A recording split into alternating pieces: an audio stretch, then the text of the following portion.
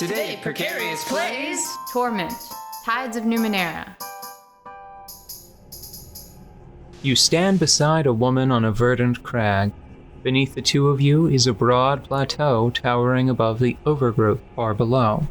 Strange machines have been built into the cliffside, presumably for reconnaissance or defense. A metallic disc gleams from the center of the plateau.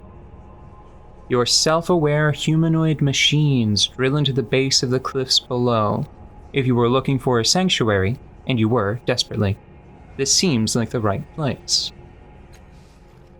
I don't know about this, the woman says, her voice flat, neutral. Let me try that again then. I don't know about this, the woman says, her voice flat, neutral. Her face is turned away from you. What makes this place any more secure than the other ones we found?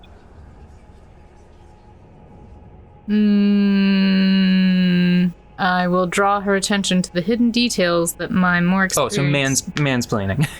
Option 1, mansplain. I have no idea of the gender of this memory, but it is some... Excuse me, but mansplaining... I'm sorry.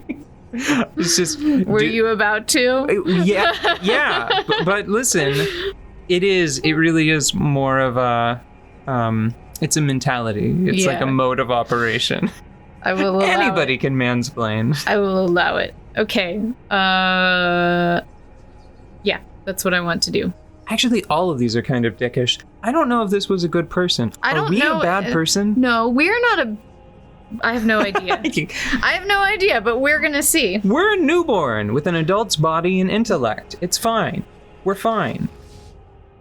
You shade your eyes against the bright sun so that you can point out the thin bands radiating out from the metallic disc, how the energy from those bands affects the local fauna, suggesting an enormous source of prior world energy. She thinks deeply. It's geologically sound? Have you run the sounding samples and checked the strata? No major caverns or weaknesses showed up on your resonance scans? She waits for your affirmation and says, "All right, I'm convinced."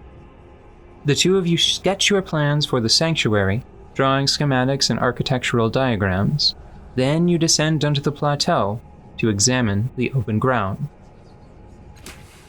The woman suggests having one of the servitors build a shelter for your time here. You try to draw one of the constructs away from its task, but it doesn't respond to your voice. When you lay a hand on its shoulder to reinforce your command, it whirls and strikes you across the face with inhuman speed. It turns back to its task, ignoring you. Your companion helps you rise, laughter in her eyes. It seems your construct has other ideas. What's the matter with it? There's the word. Yeah. Okay, We should probably mention that I have, half a point of experience with the Numenera system. Yeah? And you have even less than that. Yeah. Right? I want to look for a deeper solution, because these two upper options sound like kicking the pinball machine. Okay. But the point of me bringing that up is, I know the word cipher and Numenera, but I don't have a great understanding of what they really are. Anyway. A mist falls onto the plateau as you wrap a fiber shielding mesh around the construct's skull. The mesh powers up, protecting the construct's mind from any trans-dimensional emissions that might be in the area. Taking a deep breath, you repeat your command. Acknowledged. It obediently trundles to the site of your new shelter. Just needed a hat. It's funny because they could have just said, you put a tinfoil hat on it. The image freezes, then fades, and you feel the memory filling the gap in your mind, block by jagged block. You stagger, clutching your head, reclaiming your memories. Hurts. And once more, there's something else. Hairs lift one by one on the back of your neck. Something beyond this room can sense what you are doing and is hunting you. Yay! Exciting. All right.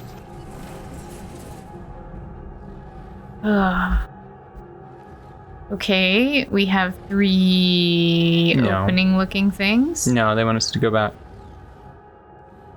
Why do you say that? Because the child's needle toy gave us a new path. Hmm.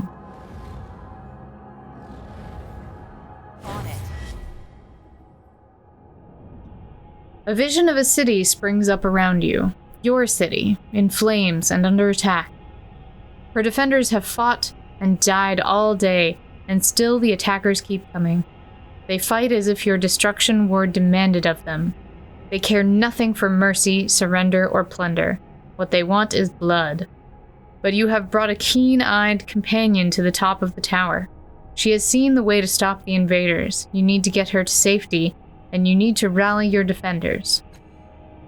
But even as you turn toward the door of the tower, 2 of the attackers descend from a hovering machine. You don't have time to strike at them before they land. One is brutishly large, his weapon a vibrating axe. The other is slim, sheathed in glassy armor and holding a hilt with a sizzling invisible blade. Your companion backs away. She's too young to help. Your enemies advance single file, confined by the parapet.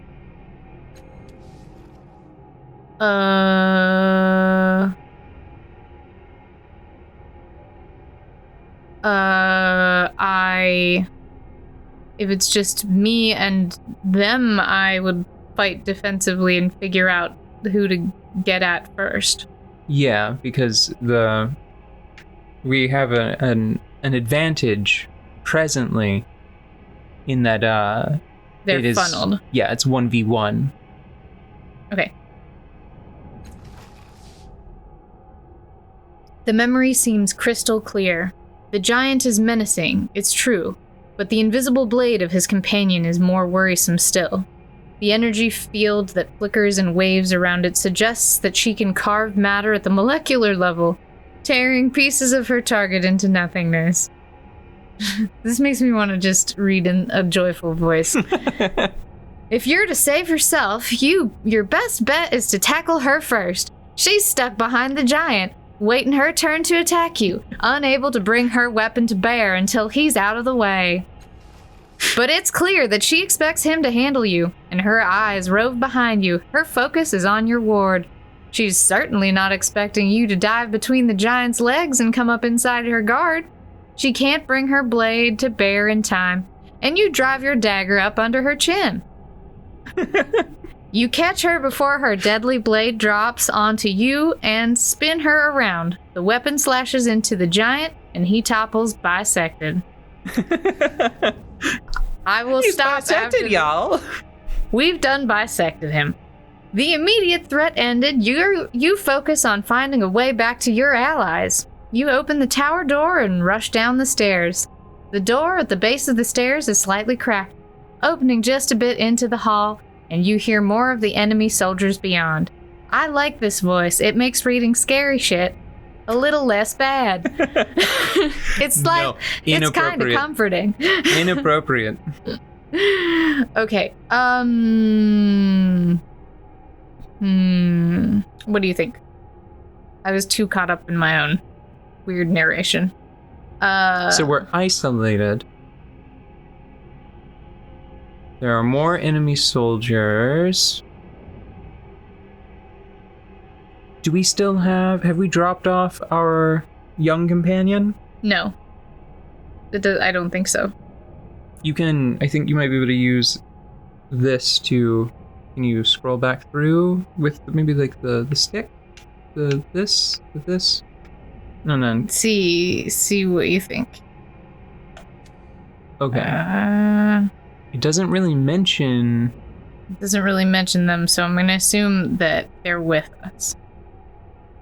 Crack the door open to sneak past them, then. Yeah. Oh, hang on. But don't do it with the cursor, because that might break the entire controller setup. Okay, you ready? Okay. Let's go. You press yourself against the gleaming door, easing it open, and your breath catches in your throat as it squeaks quietly, the sound like a bell in your memory. You pause, but the soldiers in the hall continue to talk. You push again, squeeze yourself through the narrow opening, and creep down the blood-stained hall. The memory begins to fade, and you find yourself back in your own body. Your temples throb with the racing force of your heartbeat, and the reclaimed memories blaze within you like a bonfire on a mountain peak, visible to every predator for kilometers around. Ooh, are we near something that hunts brain thoughts? A tremor rocks the floor beneath you as though a massive fist has struck the room itself. Swaying on your feet, you see frantic movement within the borders of a mirror at the edge of the room. Okay. Wonderful. Excellent. Normal. Expected. Really. I mean... We'd be fools to have not seen it coming. Oh. Arf! Arf! The dog sees itself in the mirror. It's a problem. Okay, interact, yes? Or shall we go back and look at those other things? Those are probably there to interact with later. We can't interact with every interactable. Yeah, this is already probably going to be like an 140 episode series like Fire Emblem was. All right. The border of this mirror is lavishly decorated with a dizzying number of interlocked symbols, daggers, masks, paintbrushes, amulets, and more. But that's nothing compared to what you see in the glass. You see a vast crowd of people. Ha! Exact doppelgangers of you, shoving, arguing with, and fighting each other.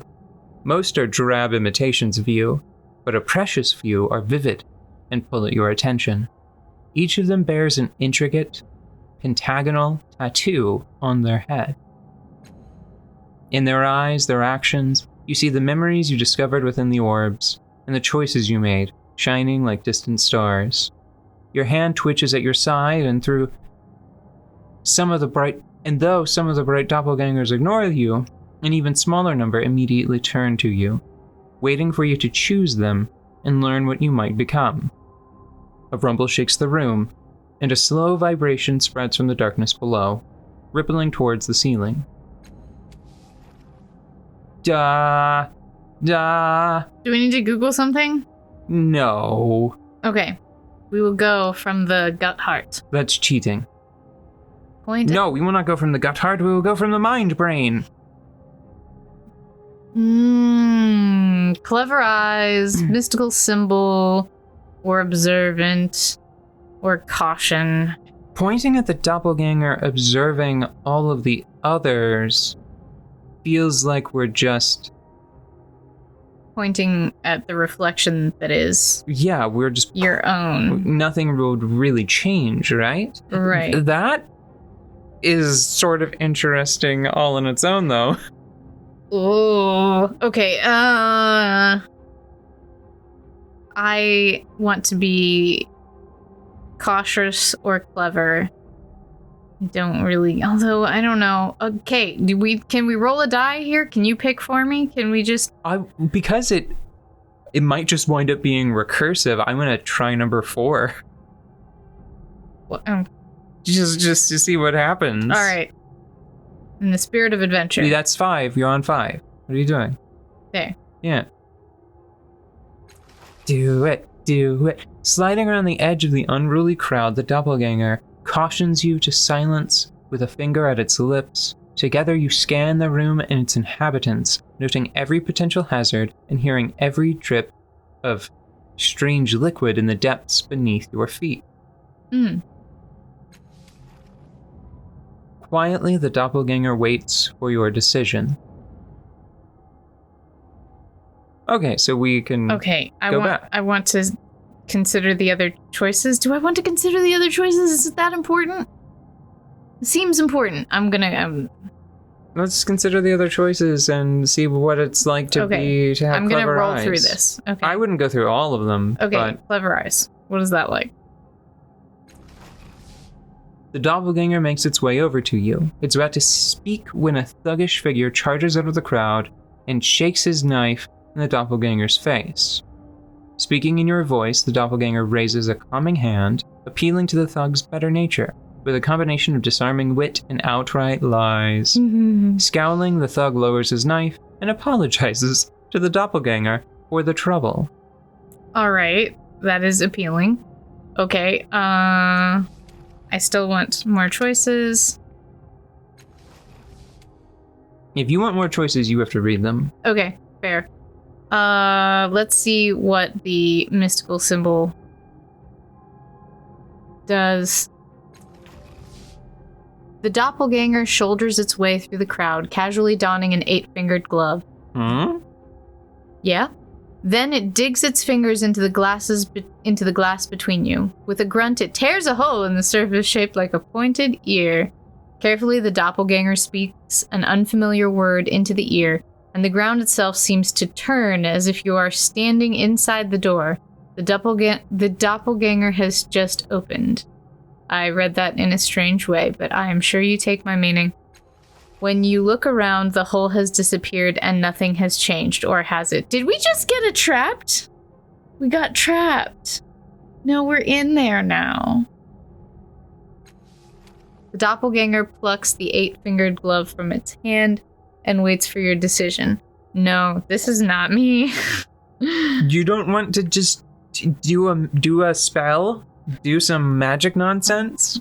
I suppose, but I don't not want to do that, but I like the trickster energy of the other one.